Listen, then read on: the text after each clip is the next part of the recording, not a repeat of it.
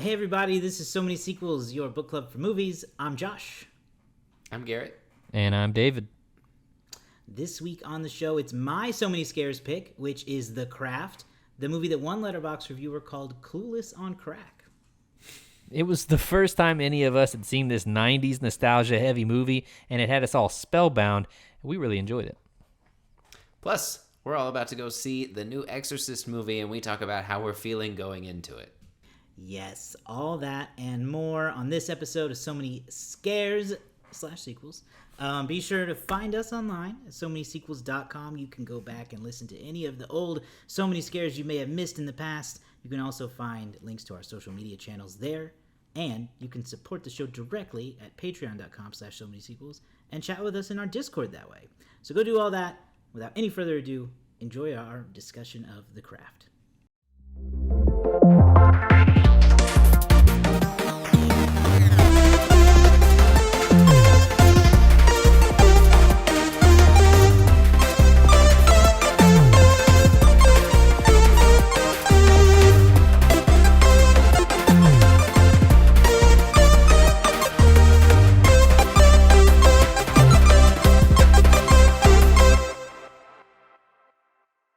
I highly anticipate tomorrow night, the three of us.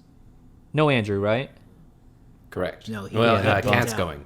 Cat's going. That bum. Okay, he ain't so coming. there will be four of us then. There's four of Cat us. will be there? Yeah. Nikki's Yeah, going to be she wants busy. to get the crap scared of her. She's ready to get scared. I do not want to be... We're going to go see The Exorcist Believer, right? Uh-huh.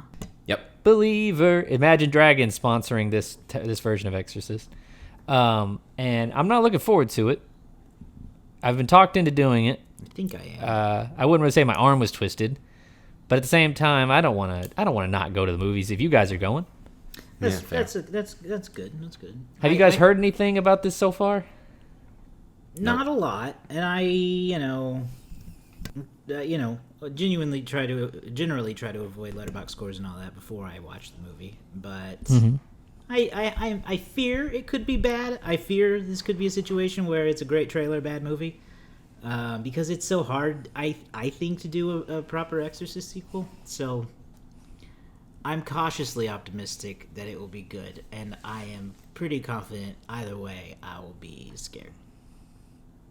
I think even if it's I'm not bad, worried it would about probably that. scare me.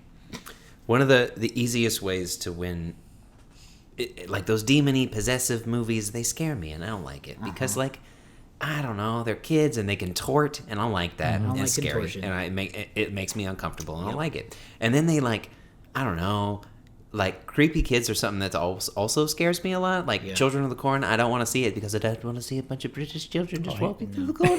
No, it's scary. I don't like it. that. The Charlie bit my finger thing, that always was I don't like it. And everybody thought it was funny. I was like, no. Because it's a little British You voice. bit my finger, Yes, the little Charlie. creepy British kids. They're nice, I'm You just sure, think but British they're kids are scary. creepy.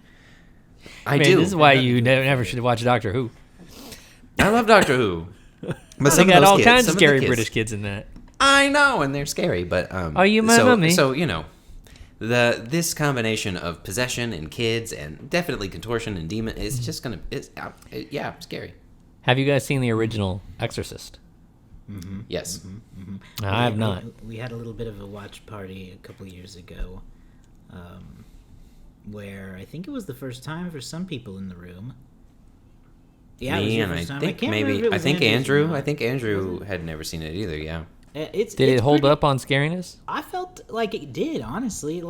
It was a good movie. It was. It holds up as a good movie for sure. There's parts where the pea soup vomit scene has been seen so many times that's not really scary. But there's plenty of other parts that are scary in the movie still. Well, and if you know a lot of the history about the movie and the things that they put Linda Blair through specifically, the one scene where she's up on the bed and they talked about how she was rigged up and she broke ribs or fractured really some broke kind her of thing. back, I They think. messed her up. She went through some stuff and but she was scary. I think in a lot of ways, having never seen it, can you believe that my conservative Christian parents did not let me see it as a child? I wouldn't have. I don't think even that background should matter. No child should see this movie. No child should see this movie. No, it's not But for I'll- kids. It's a very like it's one of those movies you always heard about people like sneaking to see or something like that because it's rated scary. R movies but you just are drawn to. but yeah, I never saw it. I am kind of interested because I kind of feel like I've heard some interesting takes about it. Can you guys hear that train in the background? I hear a train coming. Yeah, I live in Claremont. But I would be interested to see it someday. I kind of feel like it is responsible for the kinds of movies we see, the horror movies we see. I feel like it is one of probably, I mean, I don't think this is a stretch to say, this is probably like the most influential horror movie in it's at least of its time. Yeah. One of them, for sure. Yeah, absolutely. Yeah, I mean, this is one of the first movies where, you know, they were talking about people fainting in the theater and stuff and throwing up from fear and just chaos. Mm-hmm. Yeah. So the perfect blend of the technology of the time, or at least the special effects craft at the time, and the right story, for sure. Mm-hmm. So I don't know. I'm interested to see how it goes tomorrow night because sometimes I feel like with modern horror movies, because like modern effects are so good, it almost doesn't seem as impressive. Does that make sense? Yeah. Sometimes older movies, you mean? Yeah, like compared to older movies, like you see an old movie and you see like a really good special effect, you're like, holy crap, that's amazing. But today, because like they're so advanced, it like doesn't really seem like, I don't know, it seems less special in a way. With a movie like The Exorcist, I think it benefits from Linda Blair's performance because yes, there's a lot of special effects in there to pull that off, but she's just also so believable and good when she transforms from the little girl into the demon that has possessed her. Like that's scary without the effects, so that helps this movie stand out, I think, because when a movie does rely on the special effects for fear, it's risky. This is going to be a requel, I'm assuming. I don't necessarily know that for sure, but it feels like one. It feels like it's going to be an opportunity for a requel. Those are popular. Bring back some of the originals and ignore all the bad stuff. Give it an opportunity. And those have generally been successful most of the time. They've at least been enjoyable. So I think there's a good opportunity for them to bring in some classic people that like big-time fans will remember. That can kind of be fun. If you don't know, I'm sure it won't matter.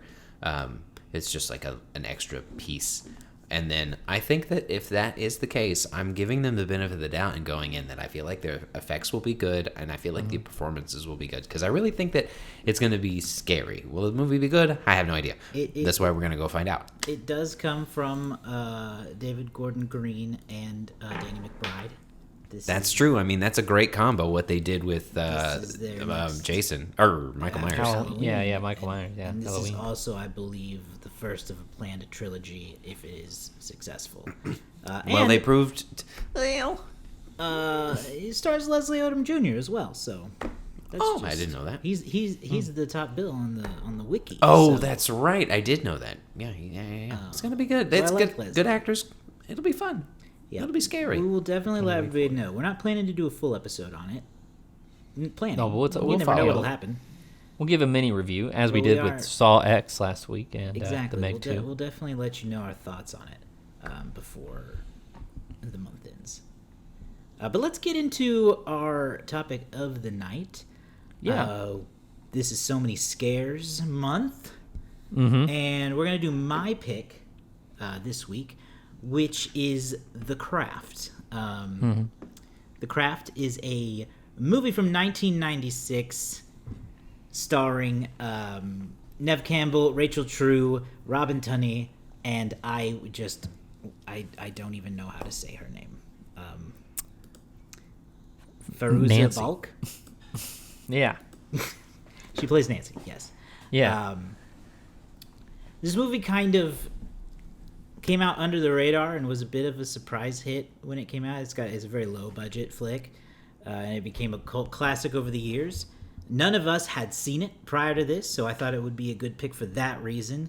And it's also just one of those, like I said, cult classic movies from the era of our childhood that skipped us all over. So thought it'd be cool to try it out. That's why I picked it. That's why you picked it. Well, what did you think? And I was gonna say, and honestly, I came out liking it. However, I think a lot of that has to do with nostalgia because it is a remarkably 90s movie in the best ways. In ways where I go, oh, this makes me feel good. Yeah. It's got that really still not great 90s CGI in it. It's got music. The music beat drops, the needle drops are pretty good. It's got that whole 90s high school coming of age just grunginess about it. But also what's cool about it is that it's a movie with 4 female protagonists who are all powerful witches, which wasn't as common at the time in horror either. Typically, the female characters in horror movies are just there to be killed, sans the final girl. So it's cool to see an all-female lead cast. So I had an issue with some parts of the story. It kind of falls apart to me in the end. The third act is not great, doesn't make a lot of sense, and kind of wraps up not easily, but with not a lot of resolution, honestly. So it's not perfect, but I thought it was pretty fun. I really like Neve Campbell in this. This is her pre-Scream when she really takes off, but just helps cement her role as one of the great Scream queens of the era, I think. So overall, I'm happy we watched it. What did you guys think? Yeah, Garrett, what'd you think? I don't disagree with anything you said, Josh. This movie was like Melrose Place meets Scream. It was great. It was, I felt it. And the angsty teen inside of me was just ready to get out and enjoy this. I loved it. But again, at the same time, it was not perfect.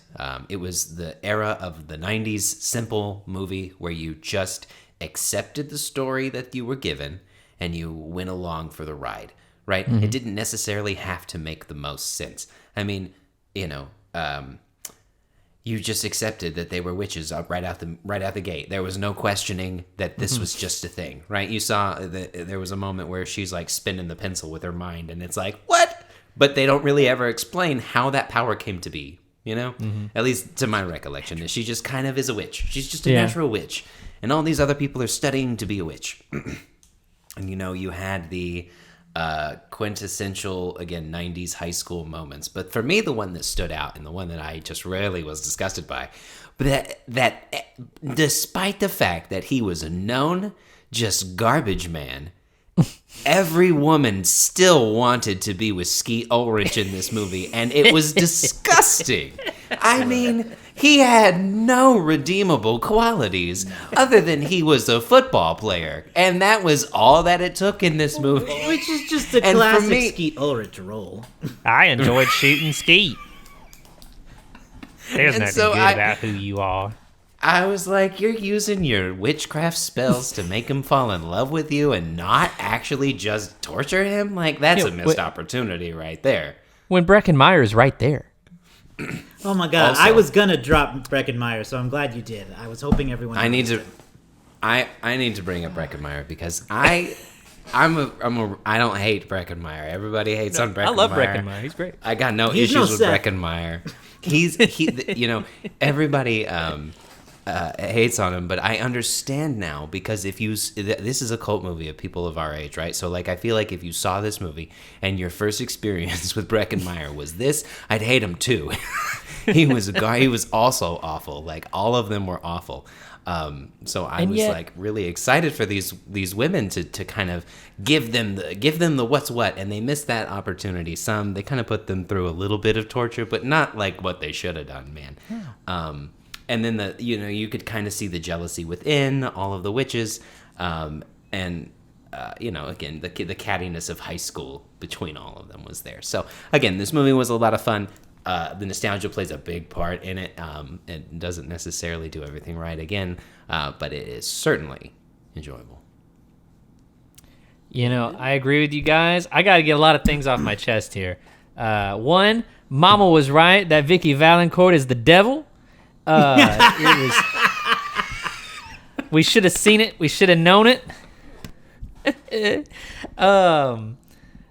Nikki told me that. I was like, she looks really familiar. And she goes, oh, well, she's in The Waterboy. And I go, she's Vicky Valancourt. Of course. Yeah. The music, as it was playing, I was just like, ugh. And my wife knows everything like about music from like the 90s, 2000s. She's a music encyclopedia from that time period. And I was like, do you know who this is? Okay. And she goes, no. And I go, okay, good. Because this sucks. I was like, this music's, it put me off so much. That said, I genuinely liked this movie. This was a very good movie. And I was surprised. I was like, I was expecting with it being like witchcraft and with it being the 90s and some of like just the outside, look of it. I was like, oh, there's going to be like a lot of weird body horror or like bad, like gross stuff that's going to happen. But genuinely, it wasn't that scary. I honestly think that kind of the biggest letdown of this movie is the supernatural element, because the characters were I thought early on, so well written and so well defined, and their interdynamics were so well crafted, if you will, that when it all just turned into a big witch fight, I kind of was like, this is kind of like less interesting than what was going on earlier. Like you said, Josh, I think there's a kind of a critical missing scene somewhere in this movie that kind of makes it all escalate too fast by the end of it. Like the third act is kind of not as good as those first two acts. I thought they all did really well.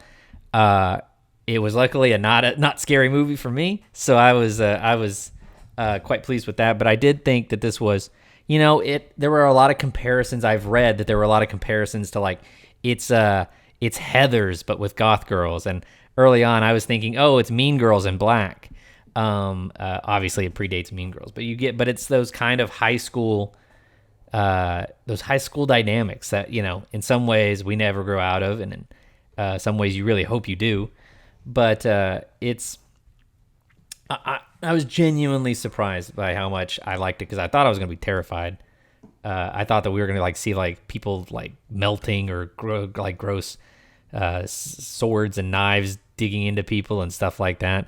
The worst was when Neve Campbell was getting some kind of gene therapy in her back, and they started pricking her with little needles, and I was like, "Oh, that's like awful."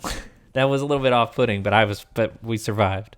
Anyway, I won't drag us on too much more, but I'll let you guys. Is there anything else you guys want to talk about real quick? Well, I'm pleasantly surprised that everybody liked it. I really thought. David especially, I didn't think you'd be scared of it. I thought you would come out thinking it was too corny to be good. At times it was. At times and it is at really times, corny. but that's part of the nostalgia too of just movies of that era. But it also. Go ahead. I was going to go into some of the characterizations, like you talked about, Garrett, how they didn't really like get enough vengeance on these boys like they could have, and I agree. And I wonder if part of that, though, is still the fact that they are these high school girls who don't know what they're doing. And so they're each dealing with their own problem, right? Like, Sarah wants Chris to be in love with her. And who's the one who wants to be beautiful? Neve Campbell. Bonnie. Bonnie wants to be beautiful. Rochelle has this racist bully who's just always on her. So played by Ben Stiller's wife. Is that so?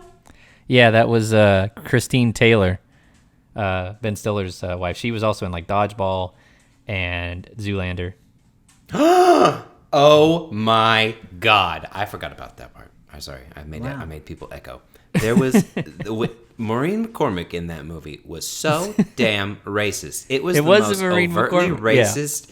Yeah, it was Maureen McCormick. No, I think right. No. But that's hilarious. But she plays Marsha Brady. She plays Marsha in the that's Brady right. Bunch movie. That's what I was well thinking. Be Maureen McCormick. She does such a good job at it. I always thought she was. No, what was her name again, David? Her name is Christine Taylor. Yeah, Christine Taylor. Okay, she's great as a person, but she was so overtly racist in this movie in a way that was like, I jaw on the floor over my like, did she just say Look, what sort of like, I thought she said? I don't sort of think like I'd heard that word before. No, and I think that's why it was so shocking. It was so shockingly dumb because I knew what they were trying to do, and they just like skirted it as close as they could, and I was like, that's almost sort of worse. Yeah, it's sort of poorly written racism at times, isn't it? Yeah. It was not- really. I do have to agree that moment hits fairly early in the movie, and I was unprepared, and it made me real nervous. But it never got to that again. Can I say you may have read this too, but a little behind the scenes, the character of Rochelle was not written to be an African American, not written to be black, and when they cast Rachel True, they added a racism subplot for her because originally that character's subplot was that she was going to be bulimic, but when they cast Rachel True, they were like, you know what, we can do something a little bit more, I don't know, aggressive or whatever. We can do something a little more tied to the casting. So that's kind of an interesting, and I feel like I think it kind of feels like they made that change late. Like you can kind of, it doesn't seem like it was integrated as well as it could have been. And going back to the women wanting the men to fall in love with them and not knowing necessarily what they want to do, I think it actually goes down to that this movie was written by two men. Well, of and course they just think that's what women want, is they want the strong football player no matter what. Even if he is a piece of garbage, all the women want that guy who treats them like garbage. Says the two men who wrote the movie. Yeah. Well, and that was sort of even the worst part, is because my wife asked me, because she fell asleep. And it wasn't because it was boring; it's because she's very worn out. But she fell asleep, and she woke up. She goes, "Did Skeet Ulrich get what he had coming?" And I said, "Yeah, but not in like a really satisfying way, really. Like when it happened, I was kind of like, whatever, because like he was all the so things a witch can do. You threw him out the window." Yeah, he just pushed him. You could have done that with your hands. He was so sort of zombified by that point with this love potion that it wasn't like he was like the jerk he was. He was like it was like, I don't know. It was like if you cut off a dog's legs and then you shot it. It was like not. It was like, well, now I just feel bad for the dog, even if he did bite you. Nah, I don't necessarily feel bad for the dog, but you get what I'm saying. You know what I'm saying? It wasn't like you needed it. Spell. Yeah. No, well, that's where the spells that they cast to benefit them start to unravel and backfire on them. Chris becomes so infatuated with her that when she begins to reject him, he is still so dead set on it that he assaults her. That love potion's too strong, love curse or whatever she did. So they definitely also have to face consequences of their actions. Nancy goes just bananas evil with power, drunk with power, which is where we get the kind of weird third act climax of the girls turning on Sarah. Yeah, which I thought, and Josh, it sounds like you agree with me, that turn came kind of too suddenly for the other girls. Nancy, you could kind of see the writing on the wall, but there was a moment where before Nancy kills Chris, Nev Campbell's Bonnie character and Rochelle in the movie, they're both kind of still on Sarah's side that, hey, something's up. Nancy's getting a little far gone. We need to go stop her. She's going to go do something wrong. Let's go stop her. They went to the party together. And if you may remember this, they walk in and Rochelle starts to have an awkward conversation with her bully. And that scene just ends before they say anything meaningful, and then it's never picked up again, which I thought was kind of a letdown, that they have some kind of moment there, never pick it back up. We don't really know. But then after Nancy, this is big time spoilers for this 96 movie, after Nancy kills Chris, it immediately just like 30 years old by now. The next sequence is like Sarah's very sad. She tries a spell to stop Nancy, And then all the witches are just, all of her friends are just, hey, you suck. We don't like you anymore.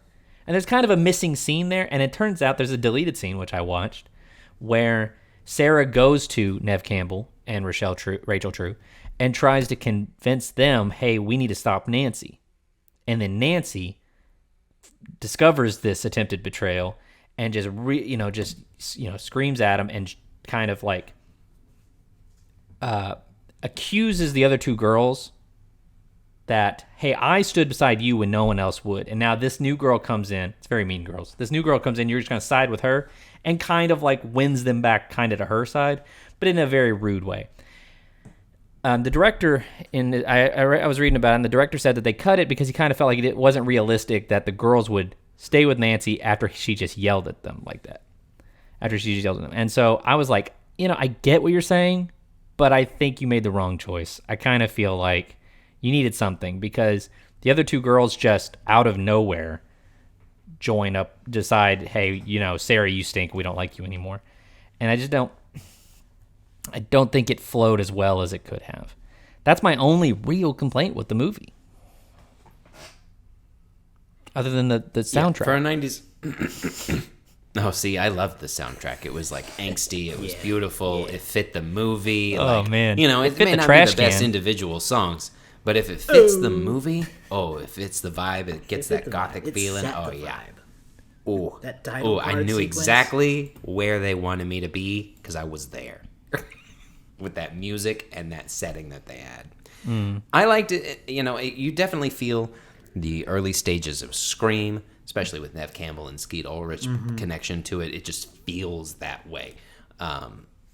Again, I mentioned like Melrose Place because it just kind of feels very L.A., and that's the big thing in that time. So, yeah. And so it was, even bits of Clueless, and that could just be because of Breckin Meyer. I don't know. But I felt so many different kinds of movies pulled into this that just hit so much, and a lot of it was that nostalgia. But it was very enjoyable. Yeah. Definitely a good pick, Josh. Yeah. Yay. I have one other thing I want to say. This is a trend. Yeah. When the movie started, what's her name? I keep forgetting her first name. Robin Tunney, who plays Sarah. She's moving to L.A. with her dad. They walk in. They have this. Doesn't know anybody. They walk in. They have this big house, and I thought to myself, what was it with the '90s and people moving into giant houses? Because whether it's Beetlejuice, Casper, Jumanji, here we have The Craft. It's like everybody was moving to a giant house in the 90s, and I don't know why that was such a thing. Early stage capitalism. That's when you first got your first millionaires, billionaires. It was uncommon. Yeah. They were all just moving into these big old houses. Genuinely was gonna say something along those lines. That it is. That's what everybody wanted. That was the dream. Was a big but it was like it house is. Historically, it's peak McMansion time when these big houses are being built and that really. And then abandoned. 80s, so by 90s, yeah. And then abandoned for a middle class family. Yeah. But that's all I'm saying is there's so many movies. We could probably do a whole month of movies just based on new kid moves to town in a giant home, and it's always so. It's anyway. The other thing I want to talk about is some almost castings. Did you guys read about some of the other actresses who auditioned for the movie? I did not look into that. No. All right. So according to, let's see here, according to Huffington Post, from way back when. 85 other actresses screen tested for the characters. Initially, Robin Tunney was slated in the Bonnie role, and they decided that they would rather her play Sarah, and they could bring in Nev Campbell. All of the actresses, by the way, are in their 20s playing 16. That was pretty common back then, but I just think it's funny. Rachel True was actually 29 playing 16 in this movie. Dang. Which is pretty wild. Who she thinks she is? Ben Platt? That's good. And I tell you what, I'm kind of disappointed that Rachel True didn't get the kind of success she should have after this. I thought she was really good in this. She was very interesting. She's great. But some of the other actresses... Every actress gave a great performance, in my opinion. I thought they were all brilliant. 100%. Some of the other actresses that screen tested for the main characters were Angelina Jolie, Scarlett Johansson and Alicia Silverstone. So you were talking about that Clueless vibe. It's right there. Scarlett Johansson probably would have. Of the era. Scarlett Johansson probably would have actually been age appropriate. I think in '96 she was probably like 16 or 17 or so. Don't know that for sure. Yeah, she would have been pretty close. But I mean, honestly, they all could. I could see all of them fitting in here somewhere. I could definitely see Angelina Jolie as Nancy, or any of them. But so a little bit of some interesting details. They also had a real life Wiccan expert come on to make sure that everything was I did see that accurate. That everything was Nice. sort of, Very interesting. not offensive to the Wiccan community. That's good. I feel like, and maybe this movie caused it, I don't know, or maybe I'm just misremembering, but I feel like it also feels like a 90s thing for people to think like, oh, there's a group of girls are witches. They do Yes. witchcraft. No, in the that was the corner of thing. school. Yeah, That it was a thing. very Witchcraft there was huge.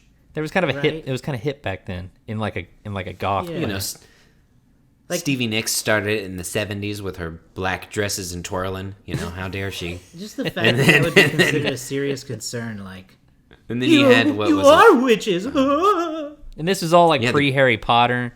This was Scary or witches. when did the first Harry Potter come out? 97 No. or 98? Well, yeah, but it took a couple When did the years for Crucible books. come out? That's the real question. When did the 1986. Crucible come out? Is that like 1952 or something? When did No, it I come- mean don't- the movie. I mean the movie.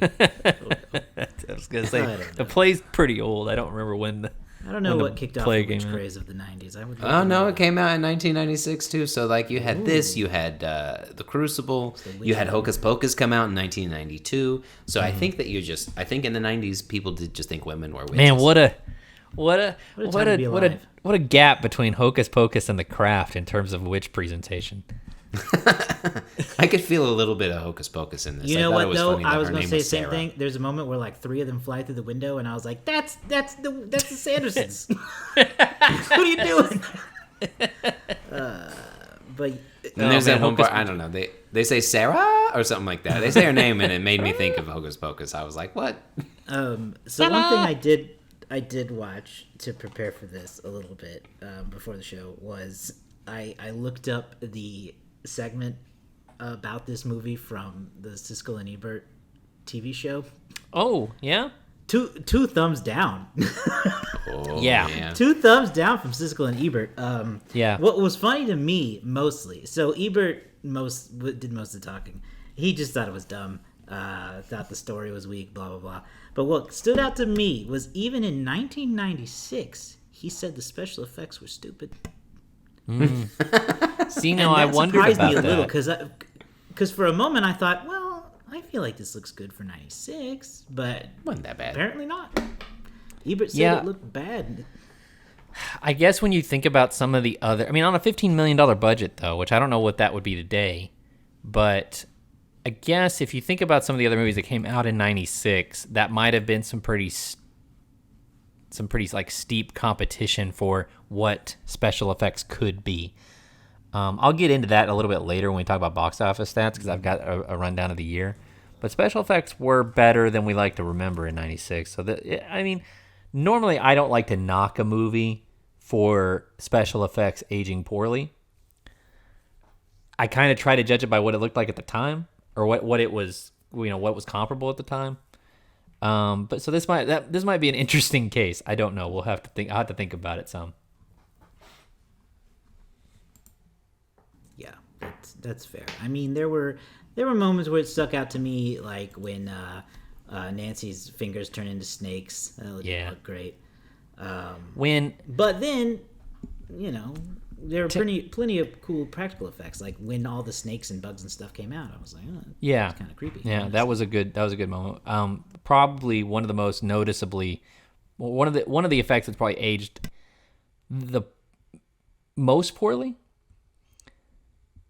even compared to the snakes and stuff. Because I think that was a big swing. But like a really simple effect that they did was when Sarah changes her hair color. And it just looks like they painted it digitally and like did not, because like all they could have done is they could have just done this and then like cut and she just has a blonde wig, but they clearly just painted her hair in post and it didn't look right at all Sarah's to me. hair looked bad. Looked and bad I in did read 4K, I can tell you that. Robin Tunney had actually shaved her head for another role, so she wears a wig throughout the whole movie. Yeah. Which then made sense to me because there were moments where I thought her hair looks terrible. No, it wasn't really. If I'm thinking the hair looks weird. bad, Her like hair the looks hairline bad. was bizarre. It was too perfect. I have a fun little thing that I found, a little fan interpretation of one of the scenes. Can I talk about that? And I'll make it quick. So you know the scene where they go to the beach and they're gonna invoke the Great Spirit. Each of them is carrying with them an animal, and this fan interpretation has to do with what those animals represent, right? So in the scene, they arrive at the beach, and each of them is carrying an animal, and Rochelle is carrying a clownfish, which signifies her passion for diving, for swimming. That's kind of what she wants, but she's being bullied in that endeavor, and it's kind of impacting her life in that way. Bonnie is carrying a butterfly because that's how she feels. She feels like she's beautiful, but that she's got all these scars, and it makes her feel like she's actually a monster. But inside, she feels beautiful, and she wants that to be reflected. Sarah has a lovebird, which I wouldn't have been able to identify a lovebird, but Sarah's carrying a lovebird representing her desire for Chris to actually like her and not to treat her like crap. And then Nancy has a snake, which is a symbol of rebirth, transformation, and immortality, because she wants to transform her life and her mother's life, and she does so. So it's just kind of an interesting little sort of breakout of that scene, because I remember them carrying all of those, but I didn't really think about what the metaphorical significance of that could be in the moment. Nice. Very cool. Cool, huh? That is an interesting interpretation. I like that. Any favorite moments from the movie? Any fun things we want to wrap up on before we switch gears? I kind of liked when when they're kind of showing with the characters and what their home lives are like a little bit, when when Nev's getting the surgery, but then you get to see Nancy's life, and it's so bad, it's so rough, and you kind of see why she's been steered into the lifestyles that she's chosen. She's just looking for any way to escape this. And then I like, honestly, genuinely, when her stepdad dies, I assume stepdad, when he dies, and they find out they're going to get $175,000, which according to Wikipedia would be roughly $380,000 today. I was, and it says 2023. So somebody's updating this every year. They were like so shocked, and then started laughing and in joy. I was kind of like genuinely tickled, because if I'm the guy sitting there, I'm kind of like, well, they seem surprised, so I don't think they murdered him. But that'd also be like, they're way too happy, right? It's just kind of a funny moment. And all the things they bought in L.A. for $175,000 would not. But I also like. Yeah, I like the high-rise apartment. Like, no, wouldn't you couldn't afford that even with it? No. I enjoyed that they kept the old serial killer trope of the random guy who was warning them about stuff. This man just showed up twice out of nowhere with a snake, and was like, "Hey, how you doing? I got a snake. Calm down." And he wants to tell you something. He just showed up in their house, and he served no purpose, at least in, what is it, Camp Crystal Lake, when they have that man, he comes back, and at least, they warn him. There's a reason for his warning. There's no reason for this man's warning. The only purpose he served was to be a part of one of the better person getting run over scenes in cinema, because when he got hit by a car, I was totally expecting a quick cut, and then he'd just be on the road, but they actually showed him getting his daggum head run over by that car. True. And I was like, oh my. Over, that was wild. Yeah, that was one of the genuine reactions I got from this movie, in terms of not really a scare, but I was like, oh, dude got run over hard. He did. Josh, any favorite moments? I don't disagree. You already talked about them flying through the window. No, yeah, I did really like the flying through the window part. And some of the corny effects I did like. I chuckled a bit when Nancy throws Sarah into the wall and shoves the bookcase through her, and then she just gets up through the wall and stuff. Goofy looking. Exactly. Stuff like that. Yeah, when she comes out of the mirror. Ooh. Yes, that's fun. Yeah. I don't want to say like I like this part because it's really messed up, but Nancy changing herself to look like Sarah so she could sleep with Chris was weird. It's like it's an effed up that you're like, oh, what an effed up thing to do. I really liked it. Like you like it from like a, wow, that's devious kind of perspective. Yeah, right, exactly. Like they really like, oh, she went there, and his whole reaction is just like, oh, what? You're a witch. He's like drunk and like, stupid I would at the be same like, time. Screaming. There's two of you, and now you look like someone else. I can't think of a specific thing, but on a tiny level, one of my favorite things is kind of like how these characters interact, like how they tease each other a little bit, because like they kind of make fun of each other a little bit throughout the movie, and just those little moments where they genuinely felt like friends, Right. Even though they didn't look like conventional kids or conventional friends, that they genuinely seemed like good friends for a time in this movie, and that's why it is kind of. It's not like a sad ending, but it is kind of like a bummer that like the ending is just like, and they're not friends anymore, and like everybody kind of goes their separate ways, and more or less. I mean, I guess at least Nev Campbell and Rachel might still be friends. Who knows? But yeah, I agree. But with yeah, that, though it is kind of a bummer that Nancy kind of had to go that separate route, but it's a shame they had to have the other two turn on her as well. Yeah. But, it still ends with Sarah coming out on top. She's the only one left with powers. And she uses it to threaten them with a good time should they cut them around her parts again. That's true. That's true. And, they did end up making a sequel to this years later, The Craft Legacy. And only a few years ago. It came out in 2020. Mm-hmm. Straight to video, if you can believe it. Yeah, not high reviews, although Fairuza Balk does make an appearance.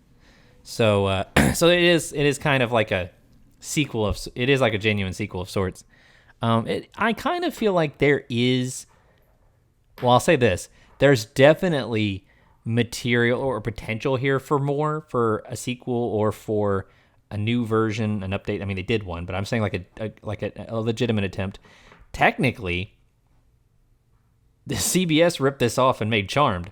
So, and that's not even like speculation. Apparently, from the director, that's legit true because he pitched them a craft television show using the same theme song that they ended up using on Charmed. CBS said no, and then a year later made Charmed. So he's very adamant that they just ripped off his idea, which is funny and sad in a way. Wow, I believe that.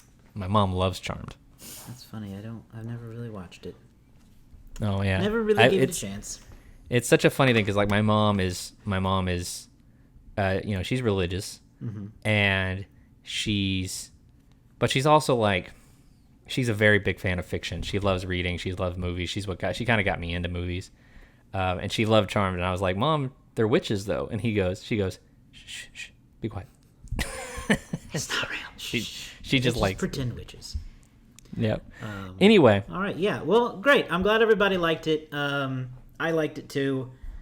I hope anyone who watched along, hope you enjoyed it, or maybe it's one of your favorites.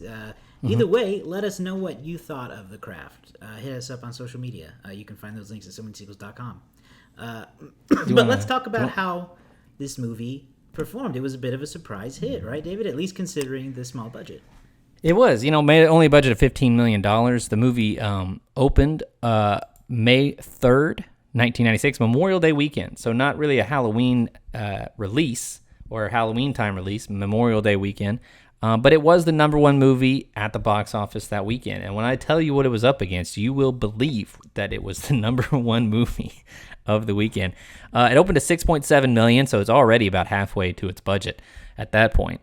6.7 million, number one spot, just ahead of The Truth About Cats and Dogs, which was in its second week. The Quest, which was in its second week as well.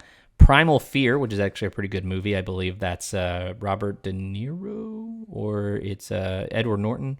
I'm not sure. I might be confusing that with Cape Fear. Whoops. And then The Great White Hype, which I've never heard about, but when I saw it, I was like, what is The Great White Hype? And listen to this cast. All right, listen to this cast. All right, it is a sports satire movie starring Samuel L. Jackson, Peter Berg, Damon Wayans, Jeff Goldblum, John Lovitz, Cheech Marin, John Rhys Davies, and Jamie Foxx. What a cast, right? Anyway. Whoa, that is quite a cast. It's a pretty cool cast. Apparently, it was a pretty panned movie. But, excuse me. The Craft would go on to make $24 million in the U.S. and $55 million worldwide, about $30 million overseas, for a worldwide total of $55 million. For the year of 1996, The Craft would finish in the number 66 spot. Perfect for a witchy movie. Number 66. You need one more. Just ahead of Fargo and just behind Kingpin. You guys ever see Kingpin? With Bill Murray, Woody Harrelson. It's a bowling. No, anyway, the number 66 spot, the number one movie of 1996, and this is what I'm talking about when it comes to the other special effects of 1996.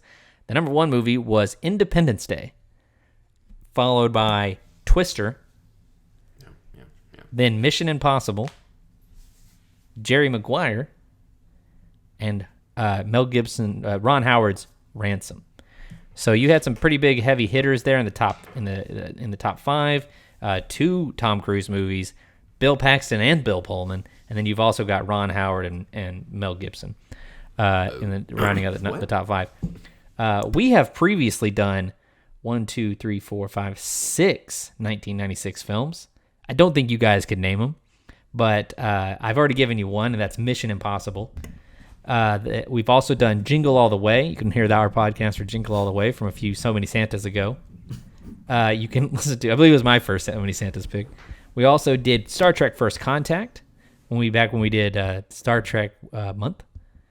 We did Muppet Treasure Island, also came out in 1996.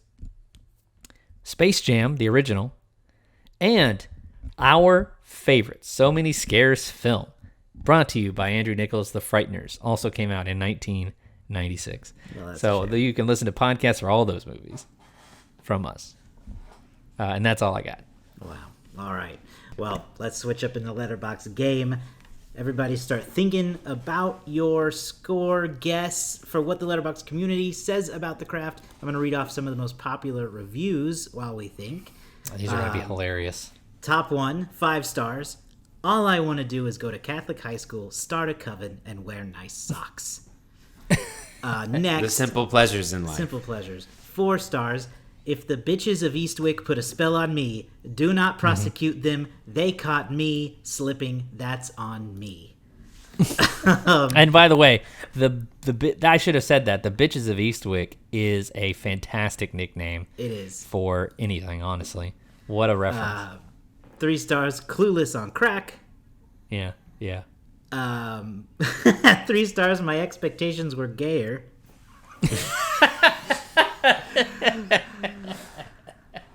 And finally, 4 stars. If there's one thing Skeet Ulrich gonna do, it's play the insufferable love interest of a character that would be better off with a girl. Yep. So we talked about Skeet Ulrich a little bit earlier. He does play a pretty typical Skeet Ulrich role. So, based on those very fun reviews, what do we think? Where does The Craft gonna land? Is there did we switch places as to who's last, or is it still... Yeah, I mean, Garrett, you are still in last, so you still can go get to go first, or you can choose to defer. Let's go. I'm gonna go 3.4. I think that this is going to be well liked. Excellent. By the Letterboxd. Definitely. I'm gonna go higher, so I'm gonna go 3.2. Just come under you a little bit. This is such a tough one because I know, and based on that Ebert review, we know that it wasn't liked in its time. I know what the Rotten Tomato score is. I saw it earlier today. I didn't look it up, but I saw it. The fan score, the critic score? The critic score. Critic score is, I believe, a 55%. Would not surprise me if these ones differ. Yeah. And so so I'm thinking that you guys are in the right area. Dadgum, I'm going to go. Josh, you said 3.2. Garrett said 3.4. F. I'm going to go right between you and say 3.3. Boo. I'm just going to take it.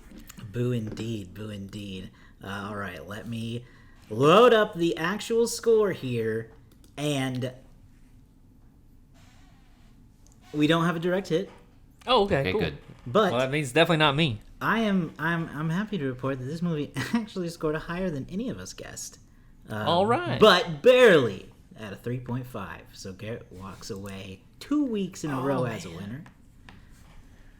Let's see here. So momentum. I'm in the playoffs. I'm the wild card man in the playoffs, coming out of nowhere with all the momentum to take down David in the World Series of Letterboxd games. Mm-hmm. That brings you two tied at 8 apiece.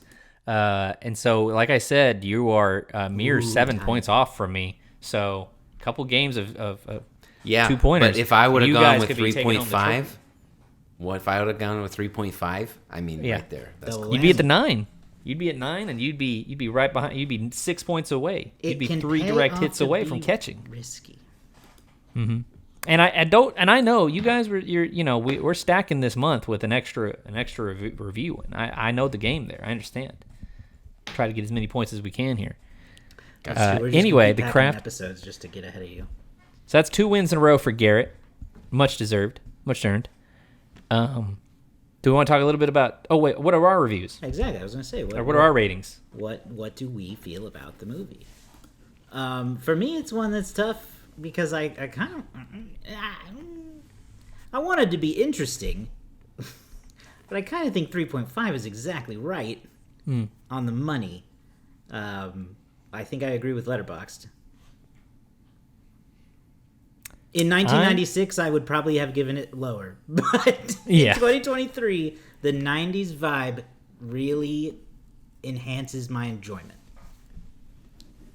This is definitely one where I feel like it gets a bump because I found it so enjoyable for the most part. And I wouldn't necessarily say that this is a 3.5 star movie, but I would say that it was the enjoyment of a 3.5 star movie. Thus, I agree, 3.5. All right, and I am going to surprise myself, and I think most other people, because I was genuinely infatuated with these characters as sort of like dark and different as they were. I thought that this was a really well-written story for about the first hour and 10 minutes. Yeah. And the third act was a little bit of a letdown in a lot of ways, but I'm going to give this 4 stars because I thought this was actually a pretty good movie, and I would recommend it to anybody out there. I would watch it again. I wouldn't choose to watch it again, but if someone said, hey, do you want to watch The Craft? I go, oh, yeah, let's watch The Craft. Okay, nice. Well, that'll then bump our average just ever so slightly above Letterboxd. So we're in the same area they are. That's always fun when that happens. Cool. Well, a successful movie, I think. Another successful week of so many scares. We're on a good run so far. It's just a shame everybody missed last week's stunning, never to be heard episode. Lost to time. I know. Lost to time. Although if you want to hear just what Josh and I thought, you can hear it with Garrett echoing in the background. Yeah, just DM me somewhere. I'll send it to you. Just a raw clip of only Josh's side of the story. Okay, so we got a few more weeks of so many scares left. So be sure to stick around for that. Stay subscribed or whatever you need to do. If you haven't subscribed yet, do so in your favorite podcasting app or on YouTube if you want the video experience, or vice versa. Do you want the audio experience? Podcasting app of your choice. Find us also at Patreon, patreon.com/so-many-sequels. You can find access to our Discord there if you sign up for a low fee. We talk about movies and all kinds of other stuff there. So be sure to do all that. All that's out of the way? Okay. We got, I don't think we need to announce what we're doing next, though, right? Or do we want to? We can. We got more scares coming up. We do. I think next is my pick. Or, I'm sorry, next is Garrett's pick. Right. And I believe it is 2012's Maniac. Isn't that right, Garrett? That is indeed correct, starring our one and only Frodo Elijah Wood. I went blank there for a second, but yes, Frodo Elijah Wood in a very different type of role. Is that streaming somewhere? Nope. Gonna make you guys buy this suffering. Well, if you want to watch You're along... gonna pay to be tortured, I promise. Yeah, if you want to watch Maniac along with us, go rent it somewhere. Videos are rented. Probably on whatever streaming device you have. All right. Go do that. I think David said it was on Tubi. So if you have Tubi, you can watch it. Tubi's free, Might be on so Tubi. yeah, check that out. It might be Sign free up for with a ads. 3-month trial of Tubi. But it's free. That's okay. Worth it. Exactly. So go check that out. Go watch it with us, and we'll have Maniac for you next week. Let us know what you thought of the craft again by going to our social media channels. Like I said earlier, you can find those at SoManySequels.com. All right, we'll be back next time with Maniac and more So Many Scares. Bye.